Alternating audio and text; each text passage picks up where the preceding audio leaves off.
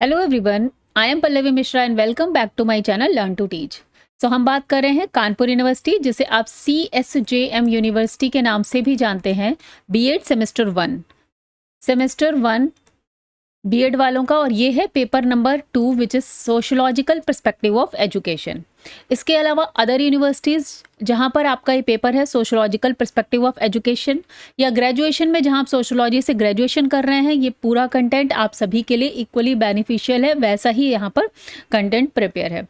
Okay, so video start करने से पहले जो लोग नए हैं चैनल पर, उनके लिए एक इन्फॉर्मेशन देना चाहूँगी कि यहाँ पर आपको पेड नोट्स भी अवेलेबल हैं फॉर इंग्लिश मीडियम स्टूडेंट्स। ये पूरा कंटेंट ऐसा आपको 39 पेजेस की PDF है। इसी तरह से चारों पेपर की PDF आपको मिलती है, और साथ में 2 साल के क्वेश्चन पेपर्स भी मिलते हैं। पूरी बीएड की प्रिपरेशन यहाँ पर आपकी हो जाएगी। आपको बाहर से कुछ बुक भी नहीं लेनी है, ना ही कोई easy notes and all purchase करना है, ठीक है।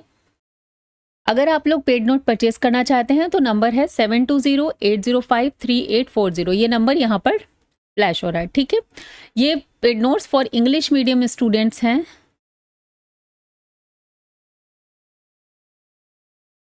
कंटेंट हमारा इंग्लिश में रहता है, लेकिन जो वीडियो में एक्सप्लेनेशन होता है वो मैं हिंदी एंड इंग्लिश बोथ करती हूँ। ओके, सो जो लोग हिंदी इंग्लिश मिक्स लिखते हैं, मीन्स इंग्लिश की टर्मिनोलॉजी को यूज़ करके लिखते हैं, तो उनके लिए भी इक्वली बेनिफिशियल है। पूरा वीडियो ध्यान से आप देखिए, पूरी क्लासेस पढ़िए, समझिए। अगर कोई चीज़ प्रॉब्लम है या कोई कहीं भी कुछ आपको क्वेरी है, तो आप मुझे कमेंट बॉक्स में लिखकर पूछ सकते हैं। अगर आपको वीडियो यूज़फुल लगता है, इन्फॉर्मेटिव लगता है, तो प्लीज़ चैनल को लाइक, शेयर एंड सब्सक्राइब ज़रूर करिएगा। और यूट्यूब का एक नया फीचर है हाइप देना, तो वीडियो को हाइप ज़रूर दीजिए, जिससे ज़्यादा से ज़्यादा लोगों तक ये कंटेंट पहुँचे, ये वीडियो पहुँचे। मुझे भी बहुत मोटिवेशन और इंकरेजमेंट मिलता है आप लोगों के लिए ज़्यादा से ज़्यादा वीडियो बनाने के लिए। Okay, so let's start. पहले की 2 क्लासेस हमने की हैं, ये है क्लास नंबर 3 आज की, ठीक है। तो प्लेलिस्ट का लिंक मैं डिस्क्रिप्शन बॉक्स में ऐड कर दूंगी, आप वहाँ पर बाकी क्लासेस भी चेक कर सकते हैं। सो नेक्स्ट है आपका what is secularism and education, ठीक है। Secularism means equal respect for all religions and no special support or discrimination by the state towards any religion. Okay, तो सेकुलरिज्म का बेसिकली मीन क्या होता है कि यहाँ पर ऑल रिलीजन्स के लिए इक्वल इज रिस्पेक्ट, ठीक है। किसी भी एक पर्टिकुलर रिलीजन को कोई सपोर्ट भी नहीं होगा और कोई भी डिस्क्रिमिनेशन भी नहीं होगा स्टेट के द्वारा। यहाँ पर स्टेट का मतलब कंट्री है, बिकॉज हमारे प्रियम्बल में जो हमारा संविधान है उसमें इंडिया को एज ए स्टेट मेंशन किया गया है, तो इसीलिए यहाँ पर स्टेट लिखा हुआ है, ठीक है। तो सिंस हमारी जो कंट्री इंडिया है वो सेकुलर कंट्री है, वहाँ पर किसी भी तरह के किसी भी एक धर्म का कोई सपोर्ट नहीं है। जैसे कि हम लोग बोलते हैं ना कि इस्लामिक कंट्रीज़, ठीक है, तो इस्लामिक कंट्रीज़ में जो इस्लाम धर्म को फॉलो करते हैं वो सारी कंट्रीज़ वहाँ पर आ जाती हैं। क्रिश्चियनिटीज़ जहाँ पर अगर क्रिश्चियन ज़्यादा फॉलो कर रहे हैं, जैसे कि हमारे वेस्टर्न कंट्रीज़ हैं, लेकिन यहाँ पर इंडिया को सेकुलर कंट्री माना जाता है, बिकॉज यहाँ पर कोई एक धर्म को सपोर्ट नहीं है। जो गवर्नमेंट है, जो हमारा स्टेट है, वो किसी एक धर्म को लेकर नहीं चल सकता। यहाँ सर्वधर्म समभाव की भावना ही रखनी है, equal respect for all religions, ठीक है। इसीलिए आप देख सकते हैं कि यहाँ पर सभी धर्म के लोग अपने अपने त्यौहार मनाते हैं, और पब्लिक हॉलीडेज भी सभी धर्मों के लिए इक्वली मिलती हैं। सभी धर्मों को इक्वल अपॉर्चुनिटी है फॉर एवरीथिंग, ठीक है। सो यही सेकुलर का मीनिंग होता है। In India secularism ensures religious freedom and non interference of religion in state matters. तो ना ही धर्म स्टेट के मैटर्स में, मतलब जो हमारा पूरा कंट्री है उसकी गवर्नमेंट के उसमें स्टेट के जो कानून है उसमें कोई इंटरफेरेंस करेगा, और ना ही गवर्नमेंट जो है वो रिलीजन्स में इंटरफेयर करेगी। तो रिलीजियस फ्रीडम है। Secular society as defined in a constitution embodies principle that separate religion from the functioning of the state, ठीक है। तो जो भी यहाँ का स्टेट का, इंडिया का जो भी काम काज है वो सेपरेट है और धर्म अलग है। यही सेकुलर सोसाइटी का मीनिंग होता है। तो जैसे कि आपको सब्जेक्टिव पेपर है, हमने कई बार डिस्कस किया है कि सब्जेक्टिव पेपर में आपको पूरा आंसर जो है पेज लाइक जो शॉर्ट आंसर होता है वो 1.5 पेज से 2 पेज के बीच में लिखना होता है, और लॉन्ग आंसर 5 to 6 पेजेस में लिखना होता है, ठीक है। तो आपको उस अकॉर्डिंग यहाँ पर पूरा कंटेंट देखने को मिलेगा। The major characteristics of a secular society in a constitutional framework include. अभी देखिए पॉइंट वाइज यहाँ पर लिखा हुआ है, ये पॉइंट आपको याद रखने हैं, और पॉइंट वाइज ही आपको अपनी कॉपी में वहाँ भी एक्सप्लेन करना है। पॉइंट वाइज लिखने से आपको मार्क्स अच्छे मिलते हैं, टीचर पे इंप्रेशन अच्छा पड़ता है। जो आपकी कॉपी चेक कर रहे हैं। Separation of religion and state. और एक और चीज़ बोलना चाहूँगी, प्लीज़ आप लोग राइटिंग प्रैक्टिस जरूर करिए, क्योंकि वहाँ पर लिखने का टाइम बहुत कम होता है, लोग लिख ही नहीं पाते हैं, पूरा छूट जाता है उनका पेपर। ठीक है, तो separation of religion and state, तो इसकी क्वालिटी क्या हो गई, रिलीजन और स्टेट सेपरेट होते हैं। The government operates independently of religious institutions and does not promote or favour any particular religion. Clear हो गया। तो रिलीजन इंडिपेंडेंट है, जो गवर्नमेंट है वो रिलीजियस इंस्टीट्यूशंस से, और किसी एक धर्म को प्रमोट नहीं करना है, ना ही किसी एक का फेवर करना है। Equal treatment of all religions. The constitution guarantees that all religious committee have equal status and protection under the law without any discrimination. Clear हो गया कि सभी को इक्वल ट्रीटमेंट मिलेगा। फ्रीडम ऑफ रिलीजन, इसके अलावा individuals have the right to practise, propagate and change their religion freely as well as the right not to follow any religion. तो यहाँ पर क्या है कि फ्रीडम ऑफ रिलीजन है, जो जिस धर्म की प्रैक्टिस करना चाहे, जिस धर्म का प्रचार प्रसार करना चाहे, आराम से कर सकता है, फ्रीडम है उसको इस चीज़ की। अगर परिवर्तन करना चाहता है तो भी कर सकता है, उसे कोई किसी तरह का कोई रिस्ट्रिक्शन नहीं है। No state religion. The Constitution does not endorse any religion as the official state religion, ensuring neutrality in religious matters. तो क्लियर हो गया, यहाँ पर किस स्टेट का कोई रिलीजन नहीं है, इंडिया का कोई रिलीजन नहीं है, इंडिया के लिए सभी धर्म एक जैसे हैं। Non interference in religious practice. The state does not interfere in religious belief and customs unless they violate fundamental rights और laws.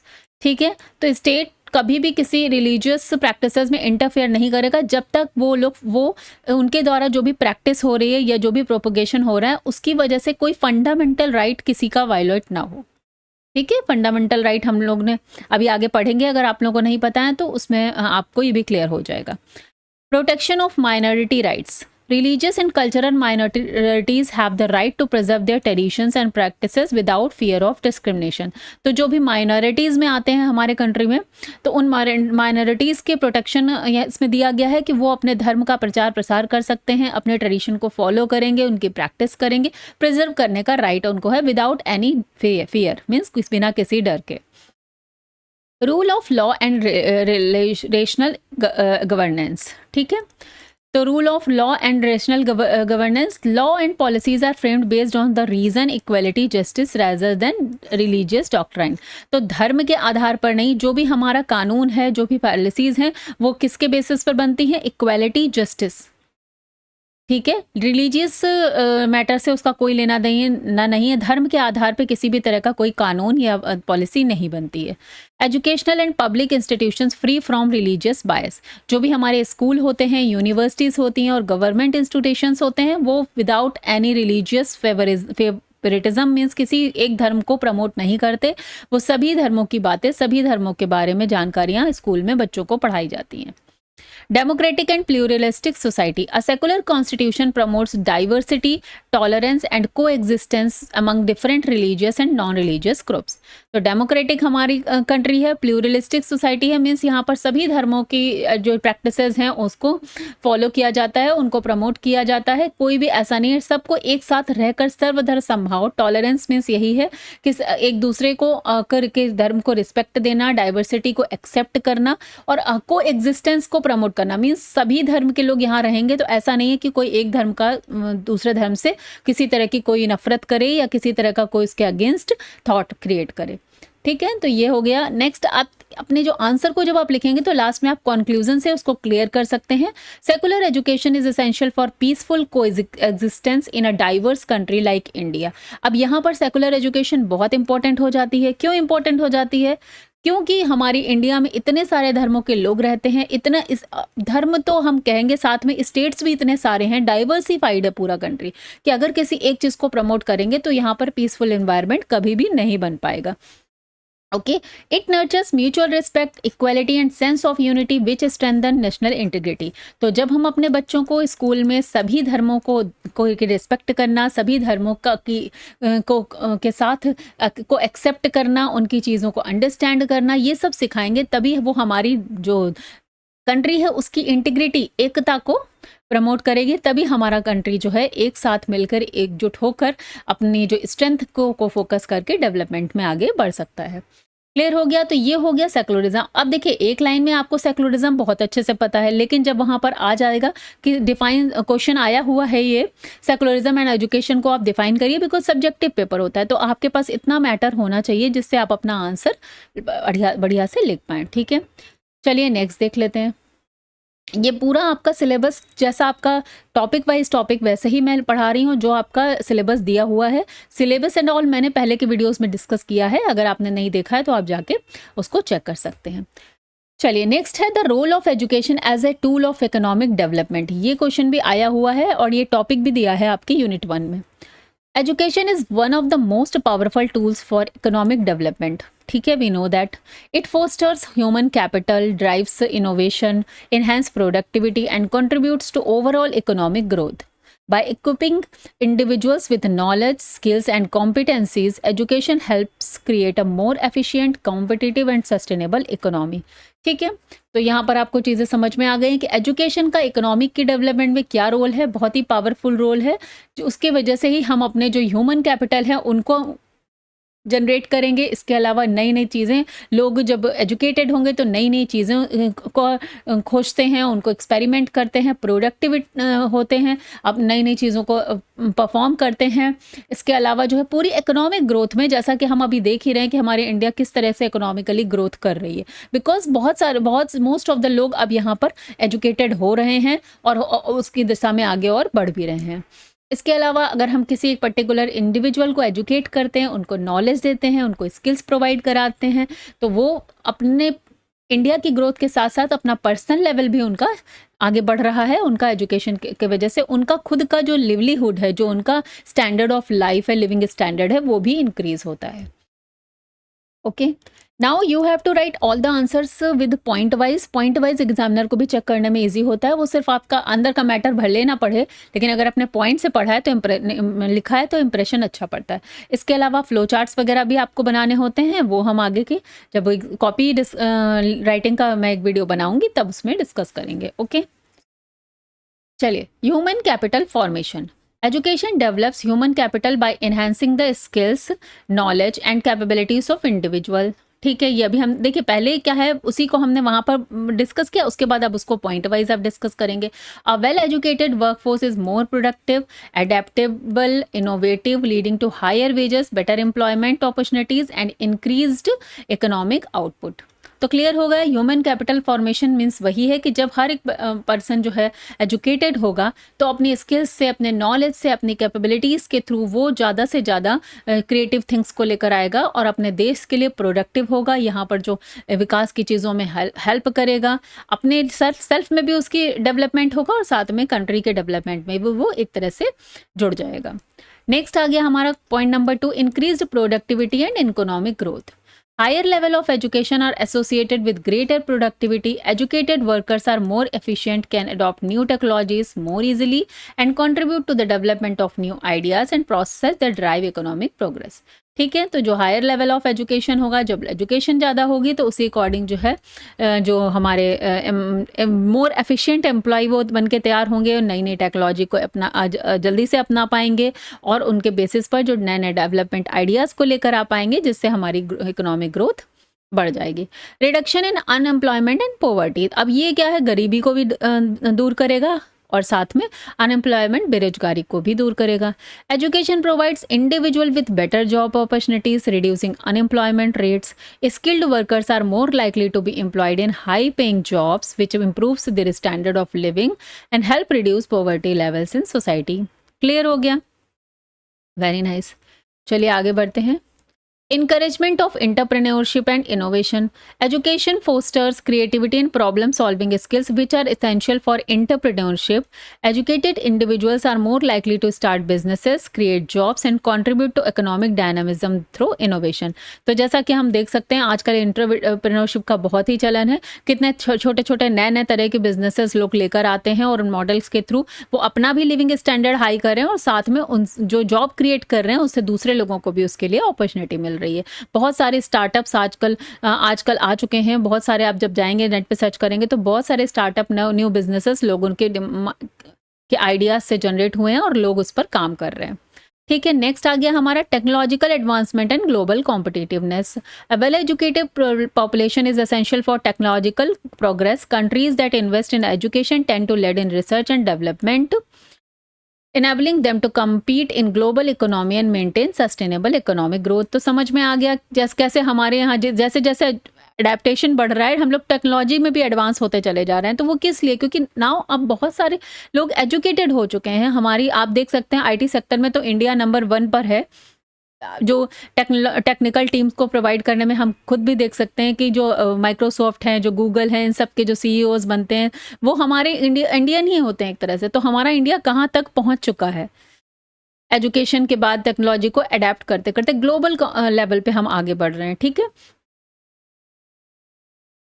Social and economic equality. और अभी आपने देखा जो शुभांशु शुक्ला जी जो स्पेस पे गए थे, तो वो कैसे मतलब सिर्फ एक उससे कितना ही हमारा कंट्री का नाम हुआ और साथ में हमारे इंडिया ने एक अचीवमेंट किया। सो हम सब लोगों ने उसको प्राउड फील किया कि स्पेस पे जाके स्टेशन पर जाके इतने दिन रहकर और लौट के आना। तो ये सब क्या है? ये सब बिकॉज ऑफ एजुकेशन। एजुकेशन के बेसिस पर ही आज हमारा कंट्री इतना आगे बढ़ रहा है। Social and economic equality. Education promotes social mobility by giving people from all backgrounds an opportunity to improve their economic status. By reducing some income inequality, education contribute to a more stable and cohesive society. तो अब जैसा कि हम देख रहे हैं यहाँ पर जैसे जैसे बच्चे भी एजुकेट हो रहे हैं, लोग भी एजुकेट हो रहे हैं, तो हम देख रहे हैं कि अब सोसाइटी में एक इक्वलिटी है। अब वो जो पहले के ज़माने में था कि ये कम है, ये ज़्यादा है, ये लो लेवल है, ये अपर लेवल है, ऐसा अब आपको देखने को नहीं मिलेगा। बहुत ही कम, आई थिंक रूरल एरियाज़ में भले मिल जाए, बट अर्बन में, शहरों में तो ऐसा नहीं है कि वो कम है या वो ज़्यादा है। बच्चे सब इक्वल एक दूसरे की वैल्यू को समझ रहे हैं, एक्सेप्ट कर रहे हैं और साथ में एजुकेशन ले रहे हैं। ठीक है, बट और उसकी वजह से सभी लोग इकोनॉमिकली भी इक्वलिटी की कंडीशन में आ रहे हैं। Better governance and institutional development. Education enhance civic participation leading to better governance and institutional equality. तो जब आपके सिटीजन्स एजुकेटेड होंगे तो वो उसी अकॉर्डिंग एजुकेटेड हैं, तो उसी तरह से बेटर गवर्नमेंट को चुनने में हेल्प करेंगे, जिसकी वजह से हमारा जो गवर्नमेंट है वो भी स्ट्रॉन्ग बनेगा। Educated citizens are more likely to engage in democratic process, demand transparency and contribute to the development of policies that foster economic growth। तो समझ में आ गया भाई, हमारा कंट्री डेमोक्रेटिक कंट्री है, यहाँ पर इलेक्शंस होते हैं, तो अगर यहाँ की जनता पढ़ी लिखी होगी, एजुकेटेड होगी, तो वो उसी के अकॉर्डिंग अपना नेता भी चुन पाएगी। चलिए अब इसी आंसर को लास्ट में हम कंक्लूजन के थ्रू करेंगे। एजुकेशन इज अ की driver of economic development in influencing productivity, employment, innovation and social wellbeing. Investing in quality education systems ensures sustainable economic growth, reduces inequality and strengthens a nation's global competitiveness। Okay ये सारा उन जो इतना हमने discuss किया उस सबका एक कंक्लूजन यहाँ पर लिखा हुआ है। Government, businesses and individual must prioritise education to build a prosperous and resilient economy. Clear हो गया? तो ये देखिए पूरा एडजस्ट निकल के आ गया है कि एजुकेशन एक बेसिकली इकोनॉमिक डेवलपमेंट के लिए ही की ड्राइवर है। देखिए आफ्टर इंडिपेंडेंस सबसे जो बड़ी प्रॉब्लम थी हमारे कंट्री के डेवलपमेंट में वो यही थी, असाक्षरता, अनएजुकेटेडनेस मीन्स इलिटरेसी। ठीक है, बहुत सारे लोग जो थे वो एजुकेटेड नहीं थे बिकॉज ऑफ द जो रूल पहले चला आ रहा था ब्रिटिशर्स का, तो उसके अकॉर्डिंग जो है पढ़ाई लिखाई को इतना महत्व था ही नहीं, सिर्फ अपर क्लास के लोग पढ़ रहे थे। लोअर क्लास वाले जो थे, जो पिछड़े हुए थे, वो बिल्कुल भी पढ़ने लिखने में उनका कोई मतलब महत्व ही नहीं उनका था। उसकी वजह से के सामने एक चैलेंज आ चुका था कि कैसे अपने को डेवलप करना है। सो वहाँ से ही हमने समझा कि education is the key driver for economic development, और पढ़ाने के लिए, एजुकेशन के लिए लोगों को जो है प्रोत्साहित करना, इनकरेजमेंट करना, तरह तरह की चीज़ें लेकर आना, ये सब सरकार की तरफ से स्टार्ट किया गया। और उसके दम पर आज हम लोग ग्लोबल कॉम्पिटिटिवनेस में, यानी ग्लोबली इंडिया का इतना नाम हो चुका है बिकॉज ऑफ एजुकेशन। आज most of the people educated हैं और आगे अभी भी आगे बढ़ रहे हैं, और जहाँ भी कमी है वहाँ भी लोगों को प्रोत्साहित किया जा रहा है। क्लियर हो गया? तो चलिए ये टॉपिक आई थिंक आपको समझ में आया है। यहाँ पर 2 टॉपिक्स मैंने किए हैं। चलिए देखते हैं कि आपके एग्जाम पेपर में क्वेश्चन कैसा आया हुआ है।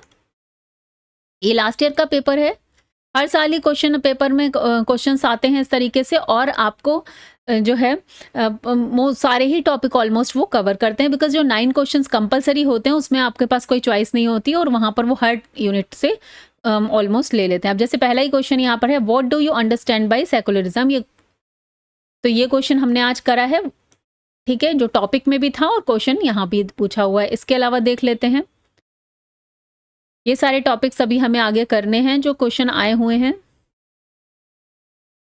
सोशल ऑर्डर वाला हमने लास्ट टाइम पे किया है। जैसे एक क्वेश्चन ये है, describe the education as a tool of economic development, social and cultural change.